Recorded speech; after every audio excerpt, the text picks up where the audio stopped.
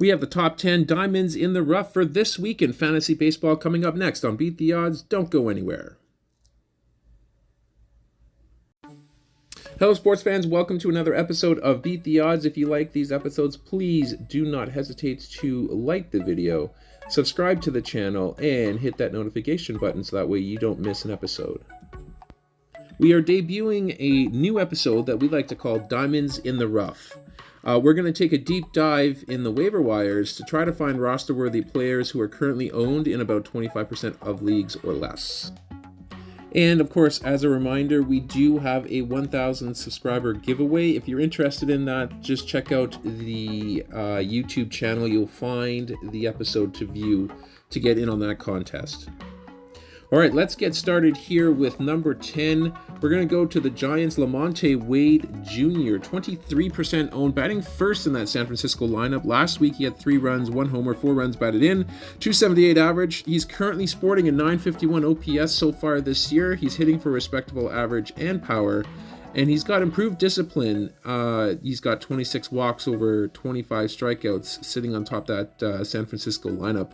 So he would be somebody that I would pick up. He plays in some leagues at first base as well as outfield, so he's going to give you a little bit of flexibility as well. Certainly worth a look, especially if you're hunting for somebody who may not be on somebody else's roster.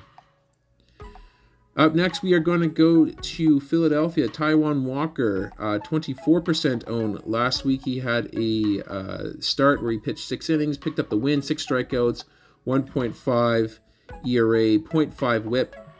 A very encouraging outing after his struggles out of the gate so far to start the season. We shouldn't forget, however, that he was 12-5 last year with a 3.49 ERA and a 1.19 WHIP, so he's certainly capable of pitching with solid ratios over the course of the season. He's just off to a pretty bad start, so he would be somebody that I would target if you are desperate to try and pick up somebody. If you're in a deeper league, he would be somebody to take a look at. Up next, we're going to take a look at a hot prospect coming up here in the Cincinnati farm system. We've talked about him already here, Elly De La Cruz. He's 17% owned. In 18 games in AAA, he's had 14 runs, 6 homers, 16 runs batted in, 2 stolen bases, 278 average, 965 OPS. Elly De La Cruz is certainly flashing some power in AAA. Those 6 homers came in 79 at-bats, and he's got some serious speed there too. 47 stolen bases here last year in the minors. He does strike out a lot, so keep that in mind, but I'm sure that as soon as he gets called up here, he should provide some useful stats across all 5 categories. Up next at number 7, we're going to take a look at Gabriel Moreno, 24% owned here. Last week he had a run, 2 runs batted in, a stolen base, 438 average. For a catcher, he sports solid exit velocities, and he's also got 75 percentile sprint speed, so he could turn into a JT Realmuto prototype if he taps into all of his talents there. Definitely worth taking a look at for 2 catcher leagues. If he gets on a hot streak, you might see him as catcher 1 in many leagues going forward. Up next, we're going to Washington. The first of 3 batters on this list, CJ Abrams, 22% owned, batting 8th in that lineup there. 2 runs batted in, 1 stolen base, 222 average here last week. He's middle infield eligible here, so he's going to play a couple of different positions there. And of course, he's a stolen base threat. That's kind of what he's known for. He hasn't really shown the same type of contact skills that he had in the minors. He did bat .331 and over 400 at-bats with an .896 OPS. If he can start to actually tap into some of that talent here, he could be very useful for fantasy leagues. At number 5, we're going to Texas. Dane Dunning, 23% owned, 11 innings pitched, 1 win, 8 strikeouts, 1.64 ERA, 0.91 WHIP so far for this past week. But in 31 1/3 innings here for the year, he's sporting a 1.72 ERA and 0.86 WHIP. His strikeout numbers are down here this year. His career is 8 Ks per 9. But since filling in the rotation here for Jacob deGrom, he has pitched very well.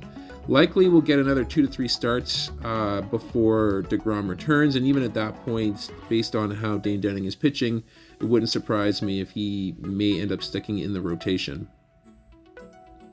At number 4, going back to Washington, Luis Garcia, 14% owned here, batting second in that lineup. 4 runs, 1 homer, 2 runs batted in, 367 average. Garcia makes a lot of contact. He doesn't strike out a lot. He's got elite plate vision and pretty solid hands. He's not going to hit for a lot of power. He's more going to hit for contact. But he's not going to hurt you too much in that power category, given he plays middle infield, and he will probably still be able to put up double-digit home runs over the course of the season. That top of the lineup spot there certainly is going to be helpful, giving him some counting stats there as well. Up next at number 3, we have Michael Soroka. He is 25% owned here. In AAA, he posted 24.2 innings pitched, 22 strikeouts with a 5.47 ERA, 1.58 whip. I wouldn't be scared off at those numbers here. He is going to be starting, or possibly starting, on Sunday, in which case his ownership is going to start to rise dramatically.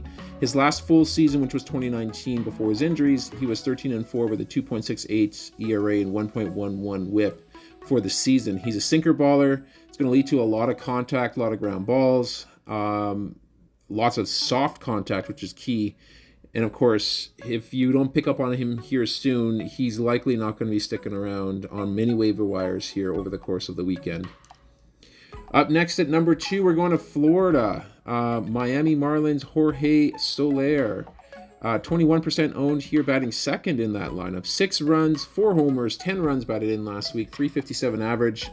He's perennially amongst the leaders in exit velocities. He's also barreling up baseballs at a 96th percentile.